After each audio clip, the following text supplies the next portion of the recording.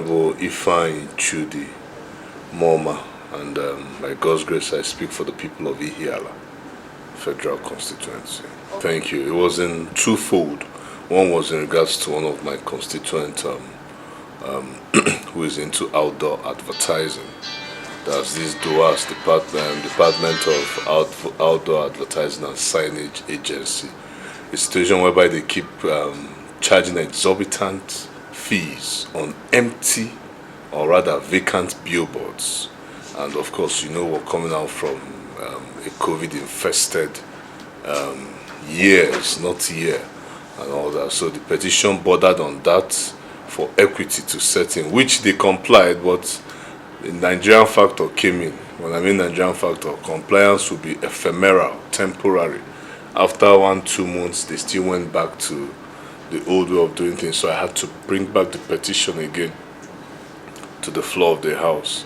Then the second issue you talked about, insecurity. Well, it's very pitiable what is happening, and it's a very bad thing that since 2019 that the 9th Assembly was inaugurated.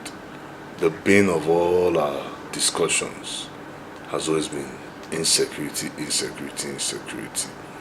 And at the end of all the plenty talk, at the end of all the expressions, at the end of all brouhaha, what has come out from it? Nothing. Nothing. If you want to raise a petition or a motion that borders on security and all that, some members of the House, ranking members of the House, will be raising frivolous point of order that you are not properly dressed, either you're not wearing a cap on top of your traditional attire, or that you're not knotting a tie. So the question you now see is that they are sacrificing substantive issues on the altar of frivolities because they don't want the voice to be heard. They don't want rather our voices to be heard. But we can see what happened in Plateau State. I thought they said some people would not discuss security issues on the floor of the House and all that.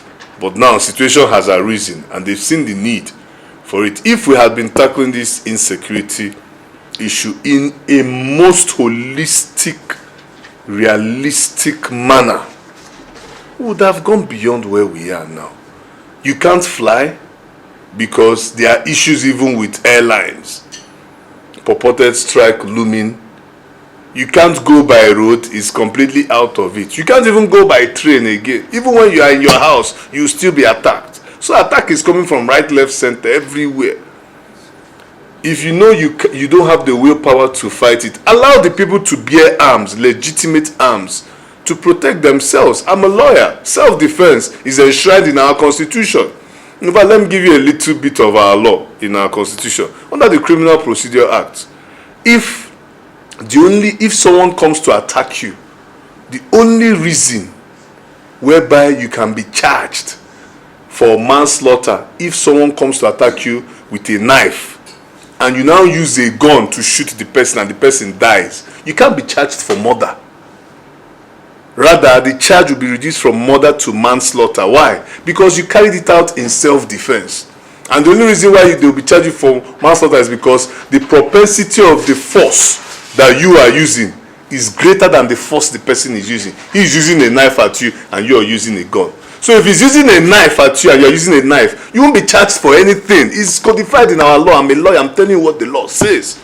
So if bandits can carry guns, machetes, and knives and all that to attack you in your house, and you cannot possess your own weapon to defend yourself, who is fooling who then?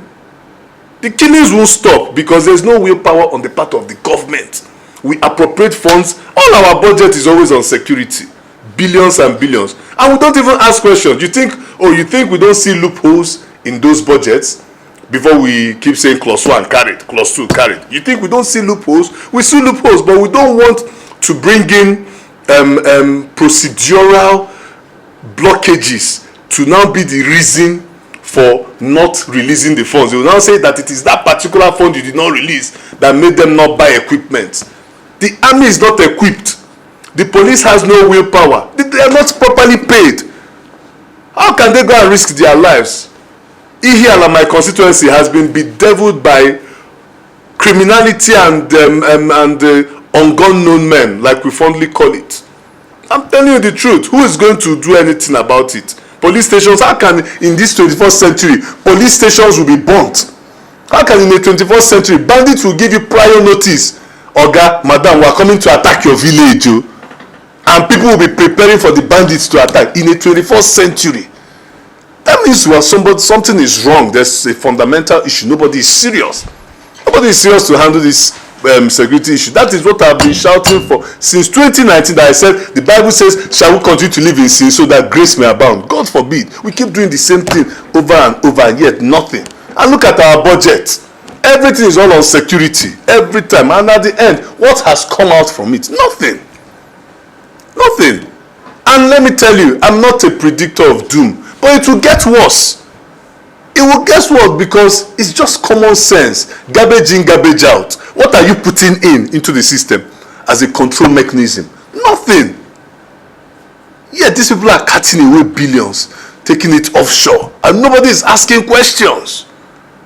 You want to bring it up on the floor of the house, the leadership will tell you that no, that they've already discussed that this one has happened, that one. I mean, my dear, it's a very, very crazy situation. All I can say in regards to our security, when they are ready to tackle the insecurity, we'll give them all the support, like we've always been doing. The House of Representatives, under the leadership of Right Honorable Ifeanyi Momah, we've done everything we're supposed to do. In fact, let me tell you, stricto sensu, following the Constitution, we don't even checkmate them as much as we ought to. So they will not say that is that stiffness or that rigidity that made them to have colossal non-performance, because that is what has brought us to this level. Is it only the service chiefs? All the heads of the security agencies, you are telling me the service chiefs. Don't we have NSA? Don't we have NSA? What is the function of the NSA? What is intelligence network? Do we have any intelligence network in this country? It's not about what can the service chiefs do. They only act on intelligence. What if intelligence is not provided? What are they supposed to do? Create intelligence and all that. All they are good at is all the service chiefs are good at is when there's crisis and there's a mishap, they've killed people, they will now carry battalions of people and say they are going to visit the scene. Who cares? You go and visit the scene. Does it bring back the people that have been kidnapped? Does it bring back the people that are dead? Now we've forgotten about the people that have been kidnapped. Do you know the gruesome, excruciating situations that these people will be going through, especially the females there, both the old, the little ones, and everyone? Do you know what they'll be going through there? In the hands of bandits in a forest. How can you carry 100 and something people in a forest and nobody can get the location? You that you're asking me the question, doesn't it sound absurd? 100 and people, only this number of people that are here, if we're in a particular place, it's easy to identify. And you're telling me about 100, 10 people times another 10. That's 10 batches, 10. Where are they staying? Let me ask you. Where are they staying? Are you telling me that they just stay there, they muffle their mouth, they don't make a single sound, that nobody hears anything? Are you telling me at night they don't light fire? No, let us create a real life situation. At night, is it that they don't light fire? Okay, they operate in dark. 100 and something people. The bandits, for bandits to carry 100 and something people, that means the bandits are not less than 50. You apportion them 1 to 2 persons. It's common sense. So 150 people in an environment. Are you telling me at night there will be no lighting of all those? You take stone or you take wood and crack up fire? Are you telling me that at least that there is no supply chain of food from either the right or left axis from one way or the other? Are you telling me that? So what the heck is the intelligence network doing? All they are good at is going to visit the train stations with their charade of security. Who cares? How does that help the situation? Of course you know who are to be blamed. Who are the people that have the power of execution? Who are the people that will appropriate funds for them to use the funds? I give you money to go and buy something. You don't buy it and you're asking me who are to be blamed. Is it me that brought the money that you blame? It's the person that went to buy the something. You ask the person, I told you to buy bottled water. Why did you buy pure water?